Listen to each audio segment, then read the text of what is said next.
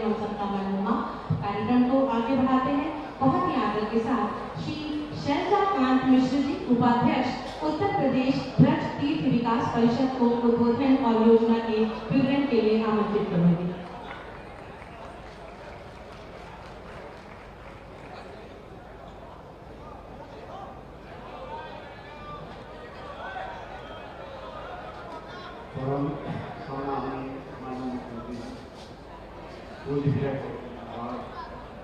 दीदी माँ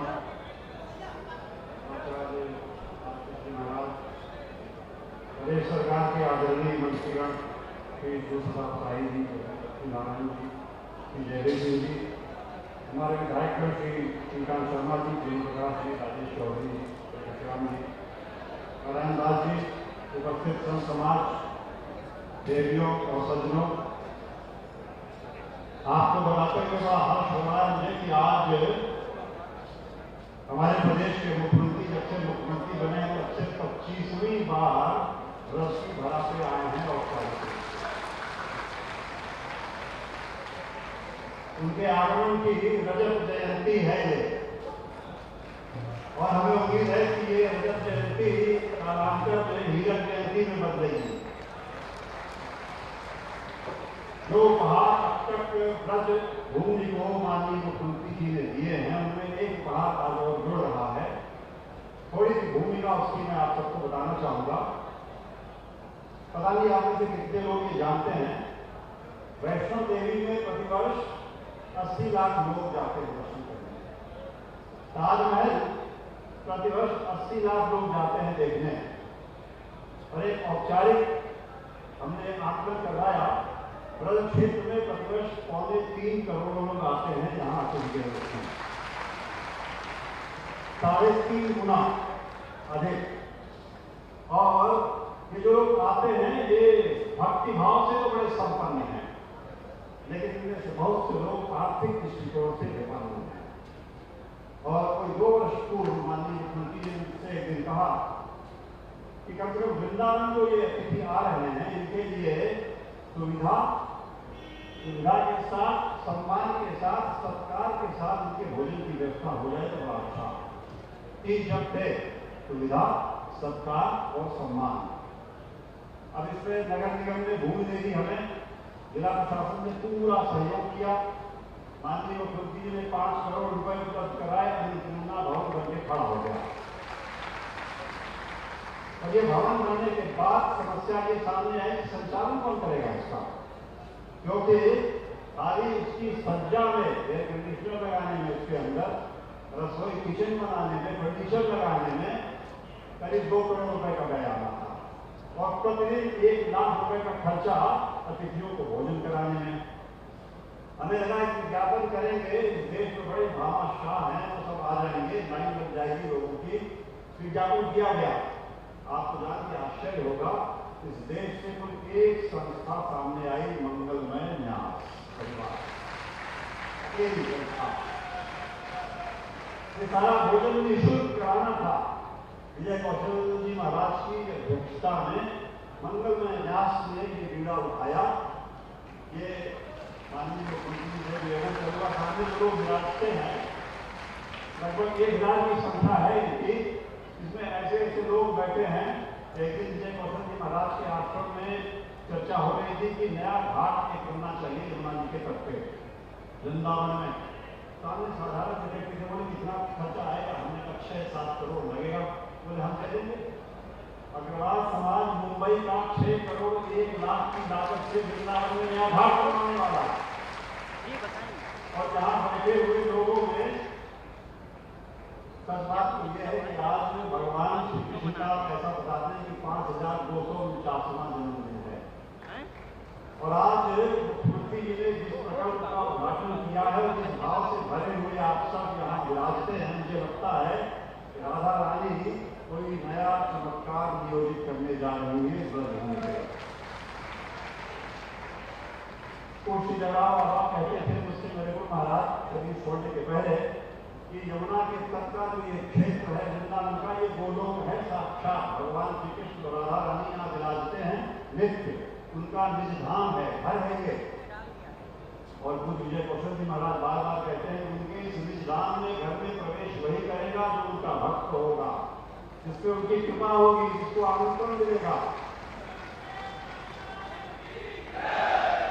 भगवान के निज धाम में उनके घर में आने वाले अतिथियों को, भूखे भक्तों को भोजन कराना, इससे बड़ा पुण्य क्या होगा? मुझे तो नहीं दिखता इससे बड़ा कोई पुण्य हम कर सकते हैं सनातन धर्मी। और इसलिए मैं बड़ी कृतज्ञता ज्ञापित करता हूँ राधा रानी भगवान श्री कृष्ण के लिए, जिन्होंने अपनी अनुकंपा से, उस अनुकंपा से, माननीय मुख्यमंत्री जी जिन्होंने अपने अनुग्रह से और अपने आशीर्वाद से और मंगलमय न्यास विजय कौशल जी महाराज जिन्होंने अपने सहयोग से उत्तर प्रदेश बद्र विकास परिषद को इस पुण्य का भागीदार बनाया है। मैं कृतज्ञ हूँ परिषद की ओर से, जनपद के सारे अधिकारियों की ओर से, कर्मचारियों की ओर से, और निजी रूप से भी कृतज्ञ हूँ, अभिभूत हैं। आप सब ऐसे ही कृपा बनाए रखें। धन्यवाद।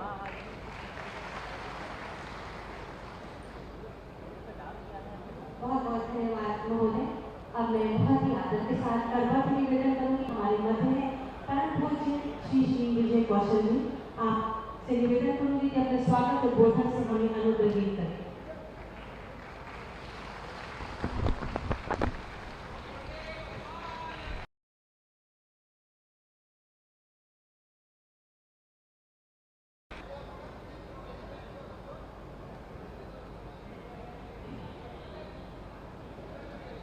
बोलिए श्री बाल कृष्ण लाल की, श्री वृंदावन धाम की, श्री यमुना महारानी की, आज के आनंद की जय जय श्री।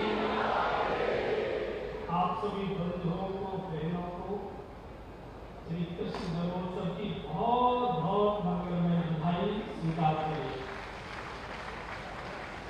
बहुत कम समय में कार्यक्रम पूरा होने से कार्यक्रम देर से प्रारंभ हुआ।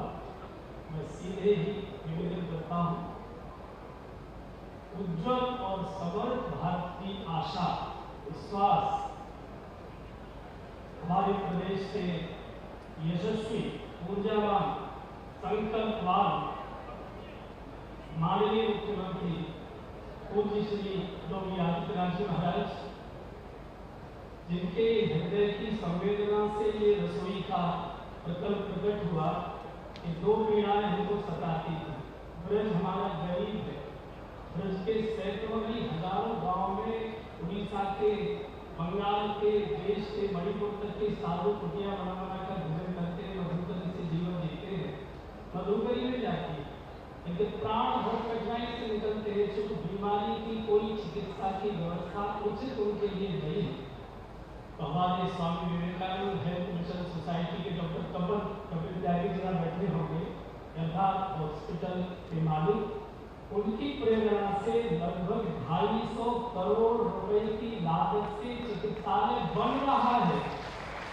गुरु गोविंद जी के मंदिर के पास बन रहा है। अगले वर्ष इन्हीं दिनों में उसका उद्घाटन हो जाएगा।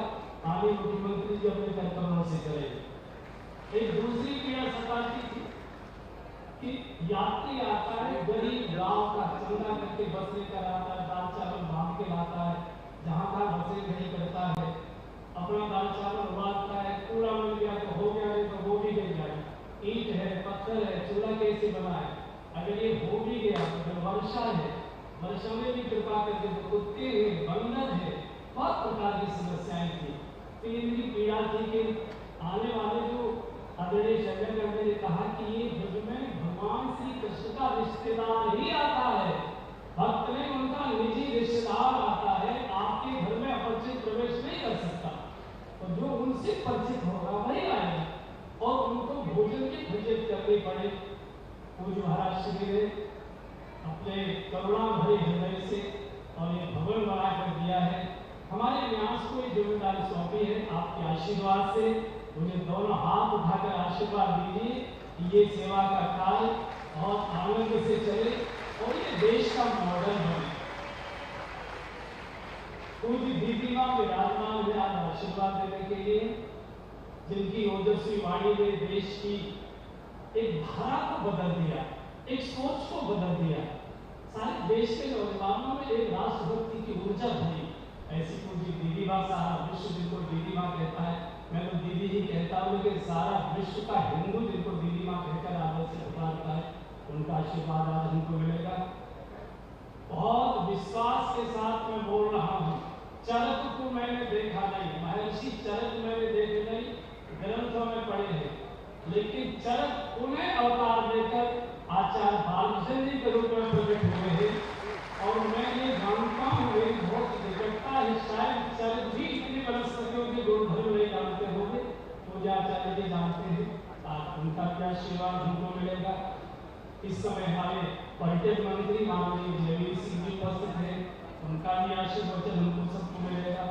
हमारे मथुरा के बड़े लोकप्रिय मंत्री और प्रारंभ से छात्र नेता के रूप में जिनकी बड़ी ख्याति रही, चौधरी लक्ष्मी नारायण जी, उनका भी आशीर्वचन हमको मिलेगा। हमारे अतिशय प्रिय, वे भी हमको प्रेम करते हैं, प्रदेश के सम्माननीय कृषि मंत्री श्रीमान सूर्यप्रताप शाही जी, वे विराजमान हैं, उनका आशीर्वाद हमको मिलेगा। हमारे मथुरा वृंदावन के लाडले विधायक, हम सबके बहुत प्रिय, बहुत लाडले श्रीमान श्रीकांत शर्मा जी का भी हमको शुभकामनाएं मिलेंगी। हमारे इस ट्रस्ट के अध्यक्ष रमेश अग्रवाल जी विराजमान हैं। श्रीमान अमर अग्रवाल जी छत्तीसगढ़ शासन के बहुत लंबे समय तक मंत्री रहे, बड़ा पुराना संघ परिवार है, बड़ी समाज सेवा करते हैं, वो भी यहाँ विराजमान। ऐसे बहुत से बंधु मंच पर हमारे सभी विधायक, मथुरा के सभी जो गणमान्य पदाधिकारी मेरे साथ हैं, सभी बंधु, पूज्य संत चरण, वृंदावन की विधि, वृंदावन के गौरव, वृंदावन का सम्मान, जिनके कारण से वृंदावन जाना जाता है, ऐसे हमारे बाबा जी बैठे हैं, फुलदास जी महाराज बैठे हैं, तो सभी के नाम का देन होगी, तो सभी पूज्य संत चरण, विशिष्ट जन और मंगल में परिवार यहाँ से पूज्य महाराज जी, इसमें किसी से चंदा नहीं लिया गया। मंगल में परिवार न्यास के जो सदस्य थे, उन्होंने इतना दे दिया कि 10 साल तक कुछ लेने की आवश्यकता ही नहीं पड़ेगी। ऐसे आप मंगल में परिवार से जुड़े सभी बंधुओं को, बहनों को इस वृंदावन की पावन भूमि पर इस अवसर पर मैं स्वागत करता हूँ, आप सबको प्रणाम करता हूँ, धन्यवाद देता हूँ।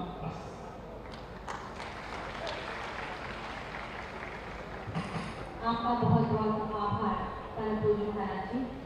इसके बाद मैं उद्बोधन के लिए निवेदन करूंगी हमारे मंत्री माननीय श्री जयवीर सिंह जी हैं, माननीय पर्यटन मंत्री, कृपया अपने उद्बोधन से हमें अनुग्रहित करें।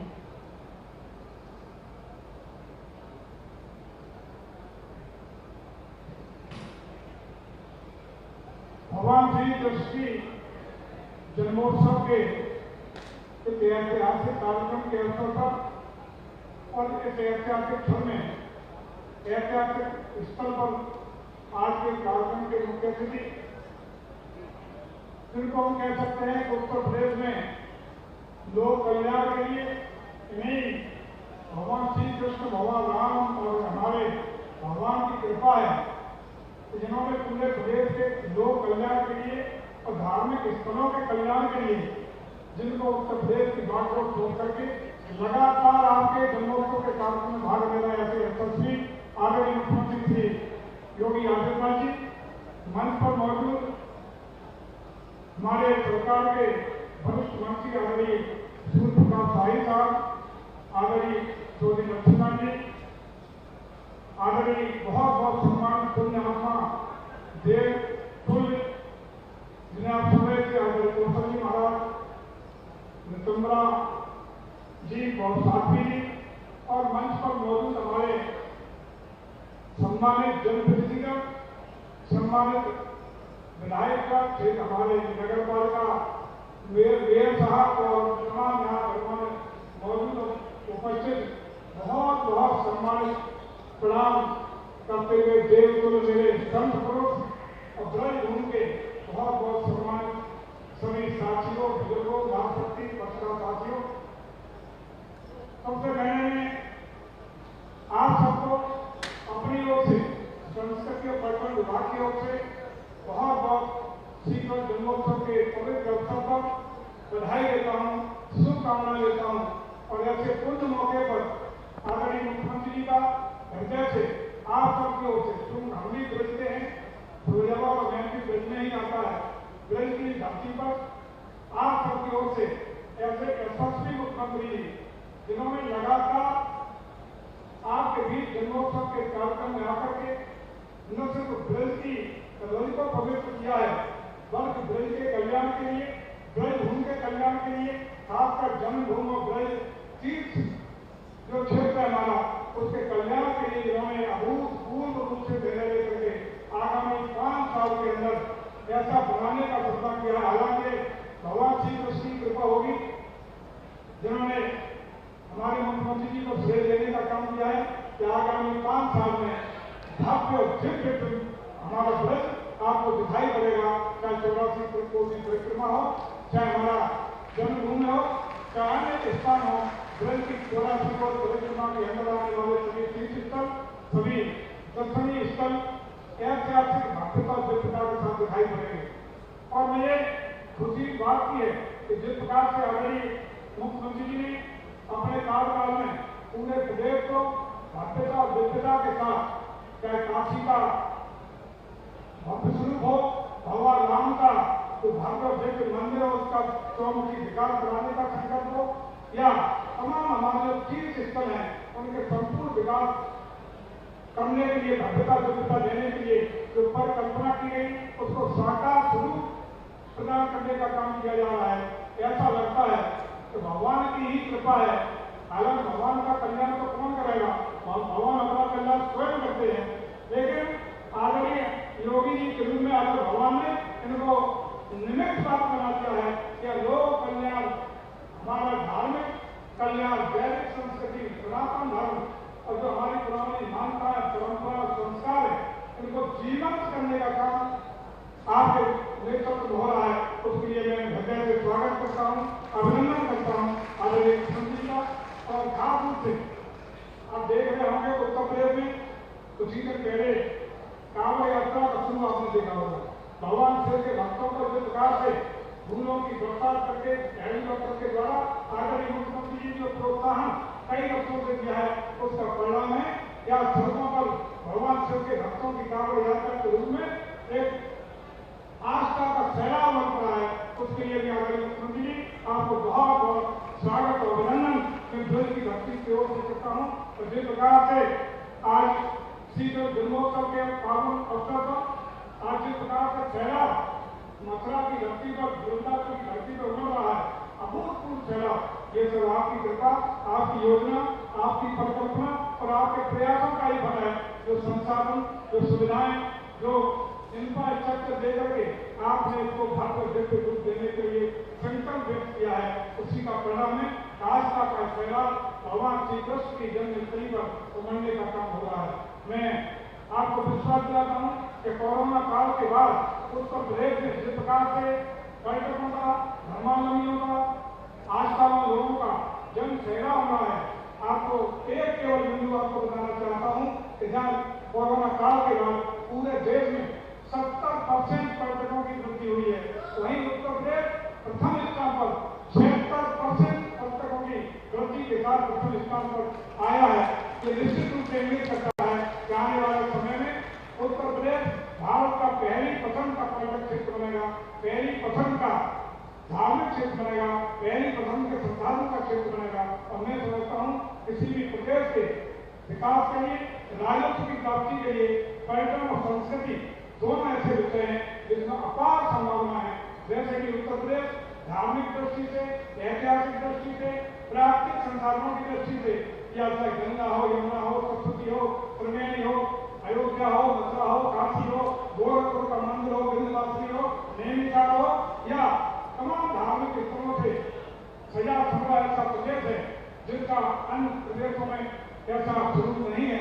हम चाहते हैं तो उत्तर प्रदेश के संसाधनों का भरपूर उपयोग, भरपूर सदुपयोग, भरपूर सजाने का, कमाने का, इंफ्रास्ट्रक्चर देने का, सड़क मार्ग से, वायु मार्ग से, जल मार्ग से जोड़ने का जो प्रयास आदरणीय मुख्यमंत्री जी कर रहे हैं, निश्चित रूप से हम कह सकते हैं कि आने वाले समय में उत्तर प्रदेश देश का जब भी विदेश की धरती से कोई व्यक्ति घूमने के लिए भारत की धरती को तरफ रखेगा तो उसकी पहली पसंद उत्तर प्रदेश बनेगा। और देश का भी कोई पर्यटक जो घूमने की दृष्टि से आएगा कि श्रद्धा के केंद्र पर आने का मतलब आएगा कोई श्रद्धालु तो पहली पसंद उत्तर प्रदेश बनेगा। ऐसा सपना लेकर के आगे मुख्यमंत्री के नेतृत्व में हम लोग आगे बढ़ रहे हैं, उसको आप सबके सहयोग से पूरा करेंगे। मैं आप सब लोगों को इस जन्माष्टमी के जन्मोत्सव के पवित्र अवसर पर आप सबकी ओर से की ओर से कलाकार की ओर से माननीय मुख्यमंत्री जी का बहुत बहुत हृदय स्वागत करता हूँ, अभिनंदन करता हूँ, वंदन करता हूँ।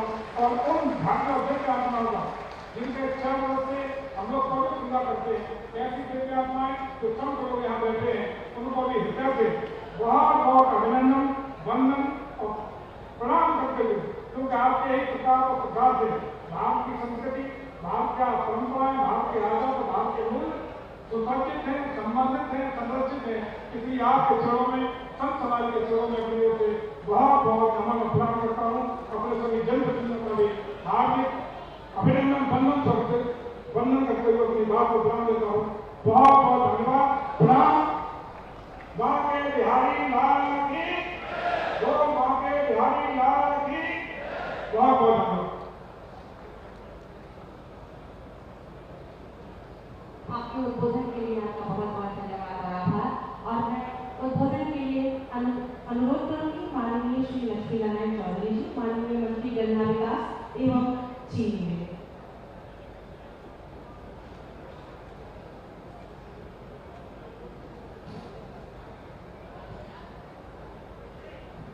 मंच में विराजमान भारत के उज्ज्वल भविष्य की आशा की किरण परम पूज्य योगी जी महाराज, प्रातः स्मरणीय पूजनीय संत बड़े भाई आदरणीय कृषि मंत्री शाही जी, ठाकुर जयवीर सिंह जी, मंचस्थ सभी सम्मानित हमारे साथीगण, भगवान श्री कृष्ण के अवतरण के अवसर पर पधारे हुए सभी बाहर से आए हुए श्रद्धालु भाई और बहनों, ब्रज की इस पावन भूमि में, राधा रानी की प्रेम स्थली में समस्त ब्रजवासियों की ओर से आप सबके चरणों में नमन, हार्दिक स्वागत और अभिनंदन। एक खंडकाल था जब सुनते थे कि चारों तरफ बौद्ध धर्म का प्रचार हो रहा था। परम पूज्य शंकराचार्य महाराज प्रकट हुए। उनके प्रकट होने पे उन्हें सनातन धर्म की आगाज पूरे देश और विश्व में हुई। लंबे अंतराल के बाद जब सनातन धर्म लग रहा था कि लुप्त न हो जाए, तो समय समय पे कोई ना कोई महापुरुष पथ प्रदर्शन करने के लिए प्रकट होता है। मैं ये कह सकता हूं, एक कहानी सुना करते थे कि यथा राजा तथा प्रजा। हम समझते ही नहीं थे कि ये क्या मतलब है, यथा राजा तथा प्रजा। इसका अर्थ जब हम जाने, जब योगी जी महाराज उत्तर प्रदेश में मुख्यमंत्री के रूप में आए हैं, और ये जान गए हम कि जैसा ऊपर बैठा होता है, प्रजा की मनोभावना वैसी ही हो जाती है। और इसलिए जहां उत्तर प्रदेश में, चाहे वो अयोध्या हो, चाहे काशी हो, चाहे मथुरा हो, जहां केवल हजारों में और लाखों में गिनती होती थी, आज वहां श्रद्धालुओं की करोड़ों में गिनती हुआ होती है। जिसे हम अर्धकुंभ कहते थे, वो दुनिया का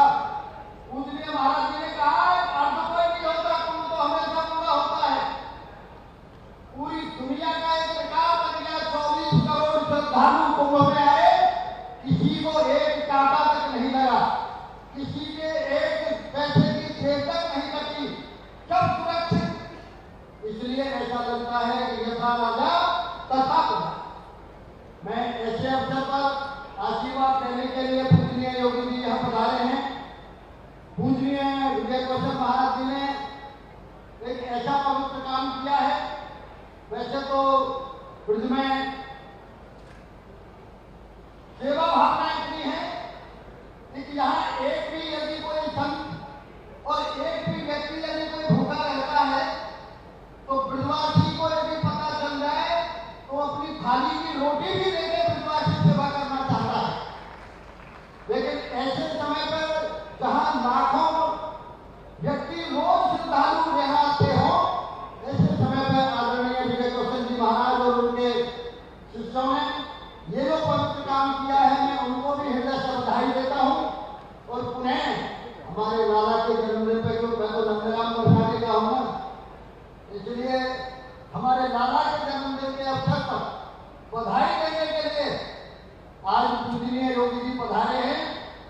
मैं हृदय से समस्त ब्रजवासियों की ओर से उनके चरणों में नमन करता हूँ, समस्त संतों के चरणों में नमन, समस्त श्रद्धालुओं का हृदय से अभिनंदन और वंदन।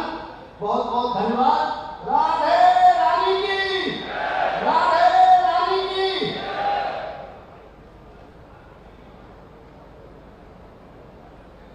बहुत बहुत धन्यवाद और आभार माननीय। हम सबके लिए परम सौभाग्य का विषय है कि हम सबके बीच दीदी माँ साध्वी पीताम्बरा जी यहाँ पर अपनी जन्मदिन उपस्थिति से इस कार्यक्रम को एक नई ऊंचाई दे रही है। आपसे अति आदर के साथ निवेदन करूंगी कि अपनी अमृतवाणी से हमें अभिषेक करें। बोले कृष्ण कन्हैया लाल की, श्री वृंदावन धाम की जय जयकार जय भाव से कीजिए। पराजित मनोवृत्तियों से जय नहीं हो पाती, इसलिए जय भाव से गुंजा दीजिए पूरे वातावरण को। बोले कृष्ण कन्हैया लाल की, भारत माता की, अखंड भारत की, यमुना मैया की, श्री गो माता की, अन्नपूर्णा मैया की, जय जय श्री राम। आज हम सब धन्य हैं यशस्वी मुख्यमंत्री जी को अपने मध्य पाकर। हम सब धन्य हैं। हम सोचते थे कि दंडनियों को दंड कब मिलेगा और वंदनियों का वंदन कब होगा। योगी जी आए, दंडनियों को दंड मिला और वंदनियों का वंदन। हम सोचते थे कि दुर्जन भय युक्त कब होंगे और सज्जन भय मुक्त कब होंगे। योगी जी आए, दुष्ट भय मुक्त हो गए और साधु भय मुक्त हो गए। जो भूखे नंगे उपेक्षितों की फिक्र करे वो कौन होता है। बातें नहीं करना, कार्य करना, वो कौन होता है। अमृत के लिए गरल पीने की सामर्थ्य किससे होती है। गंगा और नर्मदा की चुटीली धारों को झेल जाने की सामर्थ्य किससे होती है। समय के क्रूर थपेड़ों को सह जाने की सामर्थ्य किसकी होती है। उसकी होती है जो अंदर से साधु हो जाता है, त्यागी हो जाता है, वैरागी हो जाता है। सुनाम धन्य मुख्यमंत्री जी सौभाग्यशाली हैं। अपने सदगुरुदेव की सन्निधि में वो ऐसे ऐसे तराशे गए, निखरे हो प्रतिकूलताएं, बहुत बहुत प्रतिकूलताएं, उन सब के बीच में निखर कर आए हैं वो। मैं अक्सर कहा करती हूँ, पत्थर जो चोट खा के टूट गया कंकर बन गया और पत्थर जो चोट को सह गया शंकर बन गया। और आज हर स्थिति में जो इसके तरह सत्य उसको कहते हैं और जो अमृत के लिए गरल पी सके शिवत्व उसे कहते हैं। हम सब धन्य हैं, ऐसा नेतृत्व पाकर हम धन्य हैं। मैं यहाँ पूज्य संतों को प्रणाम करती हूँ। मंच पे बैठे बहुत बहुत प्रतिष्ठित मंत्रालयों को संचालित करने वाली शक्तियाँ यहाँ विराजमान हैं, उनको भी प्रणाम करती हूँ। और सबसे ज्यादा प्रणाम आज मुझे मंगलमय परिवार को करना है, जिन्होंने महाराष्ट्र की एक संकल्प को, एक इच्छा को, देखो समस्याओं को तो सब होते हैं, लेकिन जो समाधान बनकर आता है वो वंदनीय हो जाता है, वो पूजनीय हो जाता है। मेरा सारा व्रज धन्य हो, कृतार्थ हो, वो संवाहक हैं जो शीश पर कोटली लेकर चलते हैं। वो किसी साधु महात्मा या किसी महंत के 5 स्टार शिविर में अपेक्षा नहीं करते हैं कि हमें निवास मिलेगा, और जो ऐसी व्यवस्थाओं में रहते हैं वो अपने गुरुओं को शिकायत करते हैं कि बाथरूम में पानी नहीं आ रहा है, भोजन ठीक नहीं बना है। धर्म उनसे संचालित नहीं होता, धर्म तो उनसे संचालित होता है जो शीश पर पोटली लेकर आता है, सड़क के किनारे सो जाता है, बिहारी जी का दर्शन करके धन्य हो जाता है, यमुना जी में डुबकी लगा के कृतार्थ हो जाता है। उनकी फिक्र की गई है, इससे बड़ा और सौभाग्य क्या होगा। मैं इतना ही निवेदन करती हुई कि मुख जैसा निष्पक्ष समाचरण जो करता हो और नख से शिख तक अंग अंग को हस्त पुष्ट करता हो, तो कौन है। हमें नेतृत्व मिल गया है ऐसा। हमने राज्य अपना काम करेगा, मुख्यमंत्री जी ने काम किया, हमारे आदरणीय शैलजा कांत जी ने इतना सुंदर वास्तु स्थापित कर दिया। लेकिन महाराज श्री ने कहा, विजय कौशल जी महाराज ने कहा कि राज्य ही अपना काम नहीं करेगा, राष्ट्र भी अपना काम करेगा। राज्य और राष्ट्र का जब मिलन होता है तो इसी तरह के सृजन होते हैं, धन्यता का बोध होता है। मैं थोड़ी धृष्टता करूंगी बीच में जाने की, क्योंकि आज ही मैं प्रदेश प्रवास में जा रही हूँ, इसलिए माननीय मुख्यमंत्री जी को सुनने का मेरा बहुत बहुत मन था। मैं उनसे भी क्षमा मांगूंगी, महाराष्ट्र से भी क्षमा मांगूंगी और मंच से भी क्षमा मांगूंगी। वाणी को विराम दूंगी। जय भारत, जय श्री कृष्ण।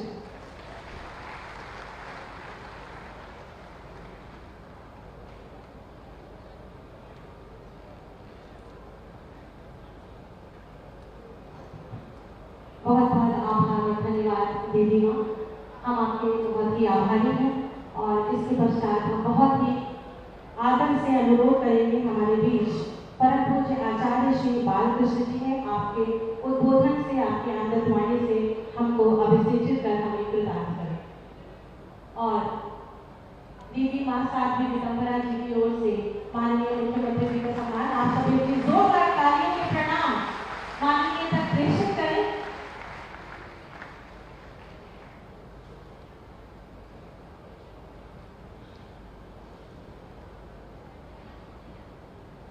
भारत माता की वंदे। की यह पवित्र भूमि, इस पवित्र भूमि में आज एक नए आयाम को, नए सृजन को मूर्त रूप देने के लिए मंच पर विराजमान परम तपस्वी, यशस्वी, भारतीय संस्कृति परंपरा मूल्य आदर्श के मूर्त यशस्वी मुख्यमंत्री योगी आदित्यनाथ जी, जिस संत की संकल्पना ने एक दायित्व के साथ इस कार्य का निर्वहन का जो दायित्व लिया, ऐसे परम श्रद्धेय वंदनीय पूज्य संत विजय कौशल जी महाराज, इस मंच पर विराजमान सभी उत्तर प्रदेश सरकार के सम्मानित ऊर्जावान यशस्वी मंत्रीगण, विधायकगण, अन्य विभिन्न दायित्वों में संलग्न दायित्वों का निर्वहन कर रहे सभी सम्मानित प्रतिनिधिगण, हमारे मंच के सम्मुख इस पवित्र भूमि को, इस तीर्थ को, तीर्थत्व प्रदान करने वाले ऐसे दिव्य संतों के चरणों में, आपके पावन चरणों में नमन वंदन प्रणाम।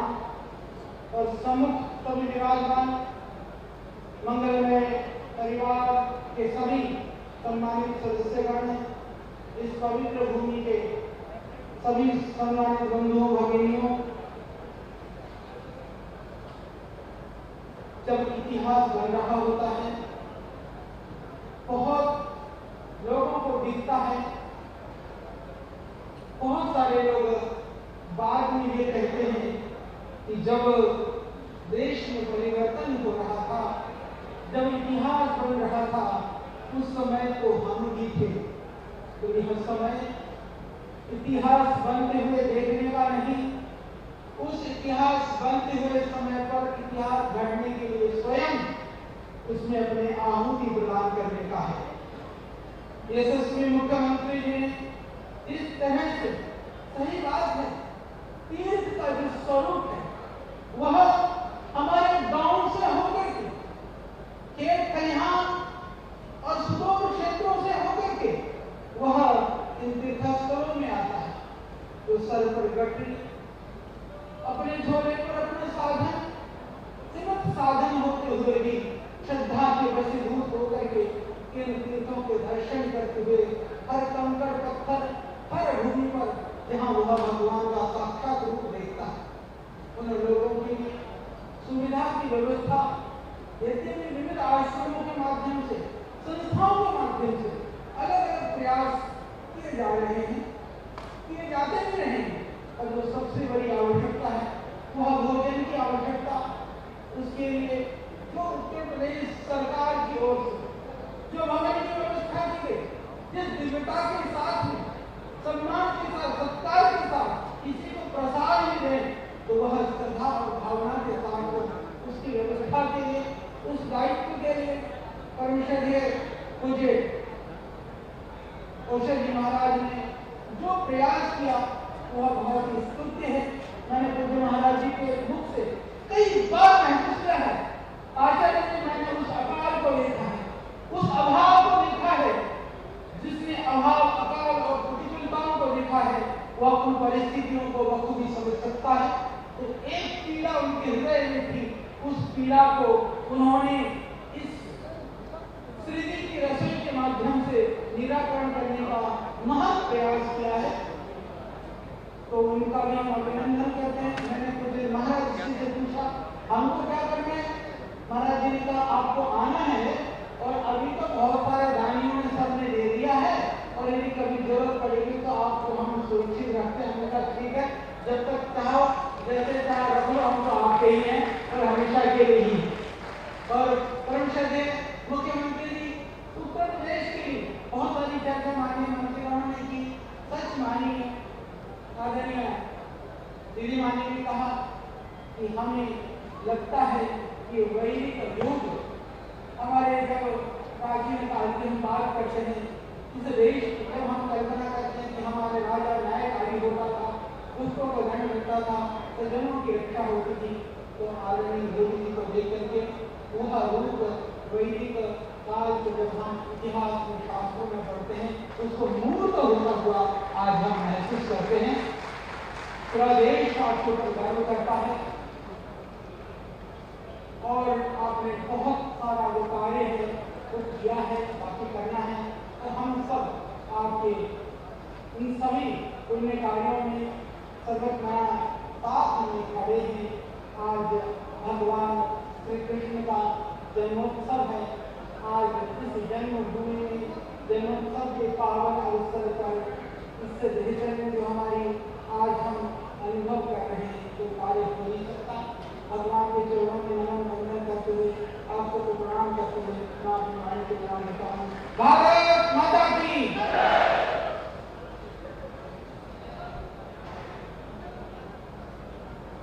बहुत बहुत आभार और धन्यवाद। ब्रज की होली पूरे विश्व में विख्यात है और हर वर्ष बड़े ही हर्षोल्लास और धूमधाम से मनाई जाती है। माननीय मुख्यमंत्री जी की प्रेरणा और आशीर्वाद से पिछले वर्षों से यहाँ रंगोत्सव का आयोजन उत्तर प्रदेश ब्रज तीर्थ विकास परिषद बहुत ही धूमधाम और हर्षोल्लास से भव्यता से मनाता आ रहा है। वर्ष 2022 में रंगोत्सव पर आधारित कॉफी टेबल बुक के विमोचन के लिए मैं माननीय मुख्यमंत्री जी से बहुत ही आदर के साथ अनुरोध करूंगी कि इस कॉफी टेबल बुक रंगोत्सव 2022 का विमोचन अपने शुभ कर्मों से करें और हमें अनुग्रहित करें। आप सभी की जोरदार तालियों के बजाय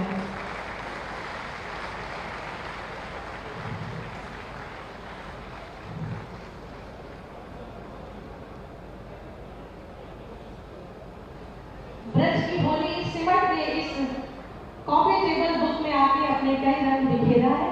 मैं माननीय जी से बहुत ही आदर के साथ निवेदन करूंगी कि आज कृष्ण जन्मोत्सव के इस पावन अवसर पर अपने शुभाशय वचनों से हमें अभिषेचित करें, हमारा मार्गदर्शन करें और आप सब मेरे साथ एक बार जोरदार तालियों से माननीय का स्वागत करेंगे।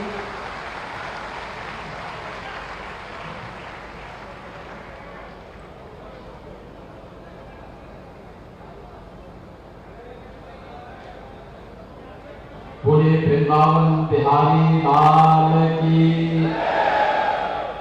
यमुना महारानी की, राधे रानी की, भारत माता की, वंदे वंदे वंदे। मंच पर उपस्थित पूज्य संतजन, पूज्य संत विजय कौशल जी महाराज, आचार्य रामकृष्ण जी, यहां पर उपस्थित हमारे सभी पूज्य संतजन, प्रदेश सरकार में मेरे वरिष्ठ सहयोगी मंत्रीगण, चौधरी लक्ष्मी नारायण जी, श्री सूर्य प्रताप शाही जी, श्री जयवीर सिंह जी, मान्य विधायकगण, श्री श्रीकांत शर्मा जी, श्री पूरण प्रकाश जी, श्री राजेश चौधरी जी, श्री मेघश्याम सिंह जी, श्री ओम प्रकाश सिंह जी, श्री विद्यासागर सोनकर जी, मुकेश आर्य बंधु जी, किशन सिंह जी, चौधरी तेजवीर सिंह जी, रविकांत गर्ग जी, देवेंद्र शर्मा जी, श्रीमती मधु शर्मा जी, श्री विनोद अग्रवाल जी और इस पूरे कार्यक्रम के जो संयोजक हैं, ब्रज तीर्थ विकास परिषद के उपाध्यक्ष श्री शैलजाकांत मिश्र जी और उपस्थित भाइयों बहनों, आज श्री कृष्ण जन्माष्टमी है। लीलाधारी भगवान श्री कृष्ण का पावन जन्मोत्सव पूरा देश और पूरी दुनिया, जहां कहीं भी सनातन हिंदू धर्मावलंबी होगा, आज भगवान श्री कृष्ण के जन्मोत्सव के साथ अपने आप को जोड़ करके धन्य धन्य करता है। और ये हमारा सौभाग्य है कि इस ब्रजभूमि पर हम सबको श्री कृष्ण जन्मोत्सव के कार्यक्रम के साथ साथ मंगलम परिवार के द्वारा अन्नपूर्णा भोजनालय के शुभारंभ कार्यक्रम के साथ जुड़ने का सौभाग्य प्राप्त हुआ। मैं इसके तीर्थ विकास परिषद का और पूज्य संत विजय कौशल जी महाराज का और उनके सभी जो भी शिष्यगण हैं, श्रद्धालुजन हैं, इन सब का हृदय से अभिनंदन करता हूं, जिन्होंने श्री कृष्ण जन्माष्टमी की इस पावन तिथि को इसके लिए चुना है। भाइयों बहनों, मैं यही बात कर रहा था अभी। अगर आप दुनिया के अंदर आधुनिक जितनी भी सभ्यताएं हैं, इनकी जब चर्चा करते हैं तो किसी का 1400 वर्षों का, किसी का 1800 वर्ष का, किसी का 2000 वर्ष का, किसी का 2500, किसी का 2700 वर्ष का अपना एक इतिहास होता है। उसी पर वह गौरव की अनुभूति करता है। जब श्री शैलजाकांत मिश्र जी ने यहाँ पर हम लोगों ने उन्हें जिम्मेदारी दी कि ब्रज तीर्थ विकास परिषद का गठन होना है, आप वहां के हमारे जनप्रतिनिधियों के साथ बैठ करके एक कार्य योजना इसकी तैयार करिए। ये स्वयं भी अमरकंटक में बैठे हुए थे, तो मुझे एक बार अमरकंटक जाने का अवसर मिला था। तो मैंने कहा, मिश्र जी आप यहाँ क्या कर रहे हैं? कहा कि मैं यहाँ पर अब अवकाश ग्रहण करके आगे के कार्यक्रमों में लगा हूं। मैंने कहा, ये आपको यहाँ बैठने की जगह नहीं, आप ब्रजभूमि में जाइए, पूज्य बाबा देवराम बाबा की पावन भूमि वहां पर जाइए, पूज्य स्वामी हरिदास जी की साधना भूमि पर आप वहां जाइए और वहां पर जो हमारी पौराणिक और ऐतिहासिक भूमि है, उस क्षेत्र के आध्यात्मिक और सांस्कृतिक धरोहर को अछूते बनाए रखते हुए उसके आधुनिक विकास की प्रक्रिया के साथ हम कैसे जुड़ते हैं, इसके लिए आप थोड़ा वहां अपना सहयोग कीजिए। तो उनको जब लोगो बनाना था, लोगों में भी उन्होंने इस बात का बहुत अच्छे ढंग से उल्लेख किया कि कृष्णम वंदे जगत गुरु का एक अपने आप उद्घोष करते थे और अपनी आध्यात्मिक और सांस्कृतिक धरोहर को छूने बनाए रखने के संकल्प के साथ इस ब्रज तीर्थ विकास परिषद का गठन किया। और मैं यही कहना चाहता हूं, क्या भगवान श्री कृष्ण का पावन जन्मोत्सव है। भगवान श्री कृष्ण कब पैदा हुए, यद्यपि वह जगत पिता है, लेकिन इस धराधाम पर आकर के अपनी लीलाओं से धर्म, सत्य और न्याय की स्थापना के लिए उनका आगमन आज से 5000 वर्ष पहले इसी धरती पर हुआ था। यही ब्रज तीर्थ क्षेत्र की धरती है, ये वृंदावन है जहां उनकी पूरी लीलाएं घटित हुई। यहां से गुजरात तक आप पूरब में चले जाइए, अरुणाचल प्रदेश और मणिपुर से लेकर के पश्चिम में गुजरात और महाराष्ट्र तक भगवान श्री कृष्ण की लीलाओं से, और आज से 5000 वर्ष पहले जब जंगल थे, आवागमन के साधन नहीं थे, उस कालखंड में भी भगवान श्री कृष्ण का अरुणाचल से लेकर के गुजरात तक के पूरे भूभाग पर किस प्रकार का एक अधिकार था, ये किसी से छुपा हुआ नहीं है, किसी से छुपा हुआ नहीं है। और वही मैं कह रहा था कि यही तो है अपनी आध्यात्मिक और सांस्कृतिक धरोहर को अक्षुण्य बनाए रखने और उनके संरक्षण का अभियान, जिसे दुनिया 1400, 2000, 2500, 2700, 3000 वर्षों तक सीमित करती है। और हम तो कह सकते हैं कि द्वापर में हमारे भगवान श्री कृष्ण आए थे और 5000 वर्ष पहले अपनी लीलाओं को इन्हीं क्षेत्रों में आकर के करते हैं। मैं देख रहा था, या जब भी मैं नहाता हूं मैं देखता हूं नंगे पैर लोग चल रहे हैं, गठरी बांध करके चल रहे हैं। कोई अपेक्षा उनकी किसी से नहीं होती है, केवल एक इच्छा होती है कि हम भी भगवान के लिए अपना कुछ अर्पित करके उनका दर्शन करते हैं। एक ही भाव होता है, तो दिया वस्तु गोविंदा तुभ्यमेव समर्पये।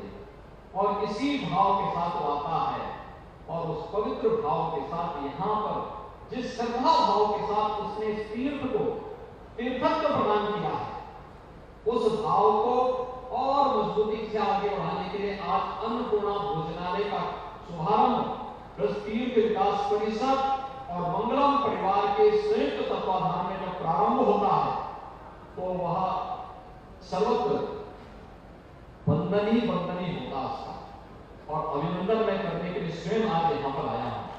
और ये कहूं, मैं आज सुबह प्रातः काल में बलिया में था। आज बलिया बलिदान दिवस है।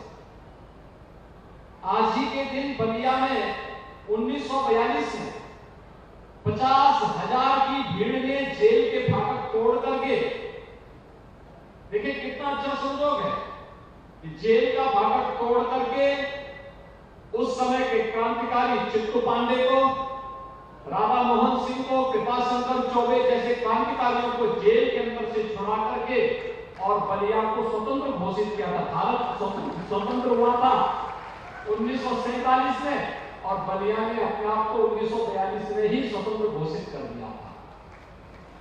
और उसके बाद वहां पर अंग्रेजों ने जब पुनः बलिया पर कब्जा किया तो बड़ी क्रूरता ढाई थी। दर्जनों गांवों में आग लगा दी थी। 84 लोग अंग्रेजों की गोलियों से भून दिए गए थे, लेकिन बलिया कभी पीछे नहीं हटा और क्रांति की रोग निरंतर जलती रही। तो आज जब मुझे 2 महीने पहले पूज्य संत विजय कौशल जी महाराज ने अन्नपूर्णा भोजनालय के बारे में अवगत कराया, मैंने कहा मैं जरूर आऊंगा। और मैं 19 अगस्त की स्थिति को नोट तो कर लिया, लेकिन इसी दौरान आजादी के अमृत महोत्सव कार्यक्रम में बलिया के लिए कार्यक्रम लेंगे। मैंने कहा मैं बलिया के बाद फिर यहां पर आऊंगा तो दोनों काम एक साथ हो जाएंगे, क्योंकि उस समय के क्रांतिकारी ये तो भगवान कृष्ण से ही प्रेरित थे।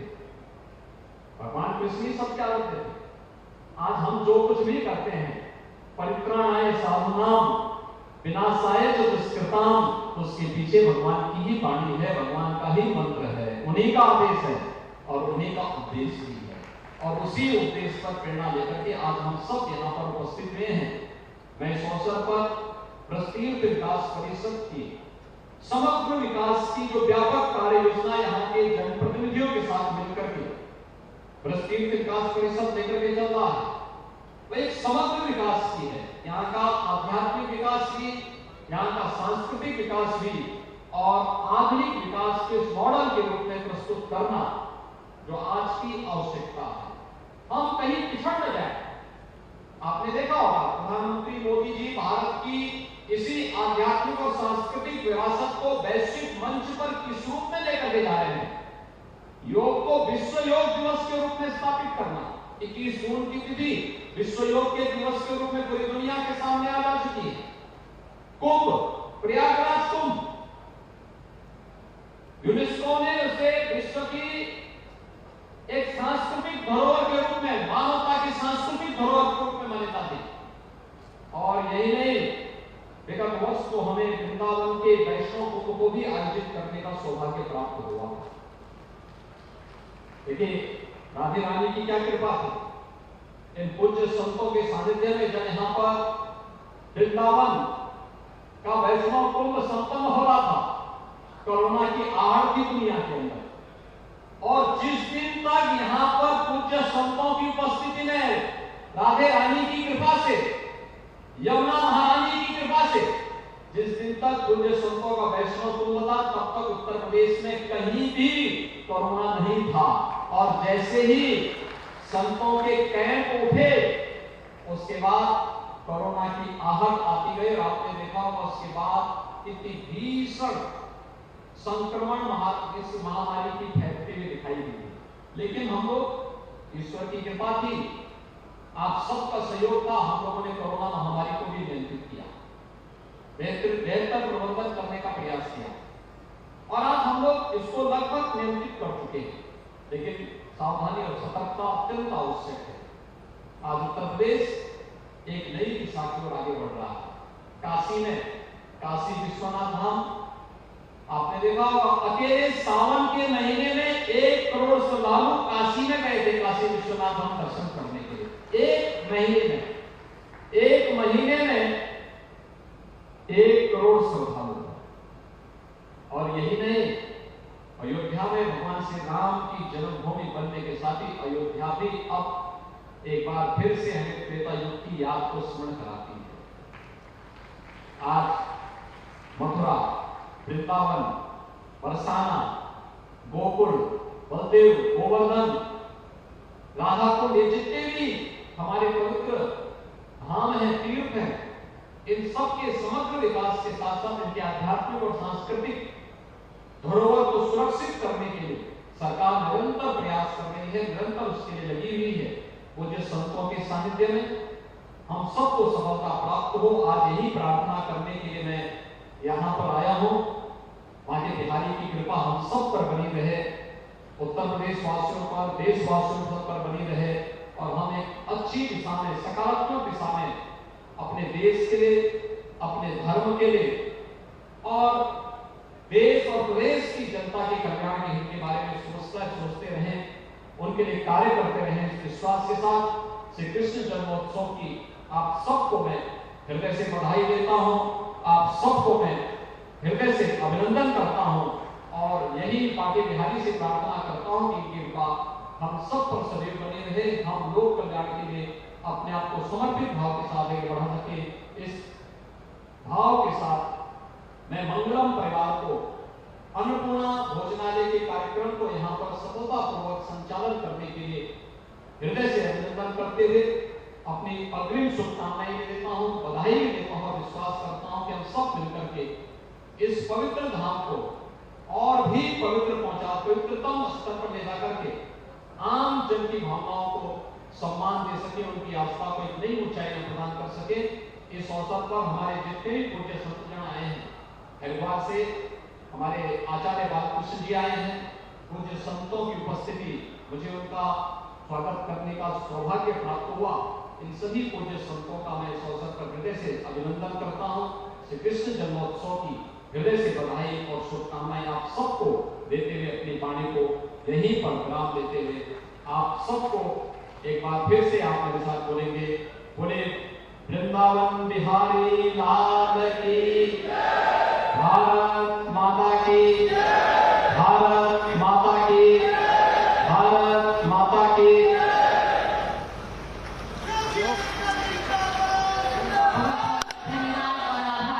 माननीय आपके आशीर्वचनों के लिए, प्रेरणादायी शब्दों के लिए।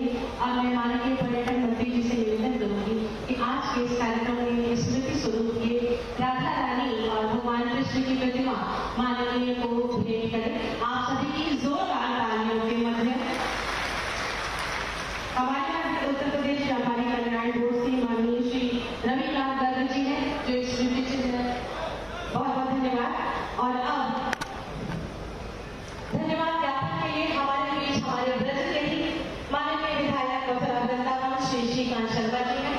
बहुत ही आदर से अनुरोध करूंगी कि अपनी ब्रज की माखन मिश्री जैसी भाषा में धन्यवाद ज्ञापन करें।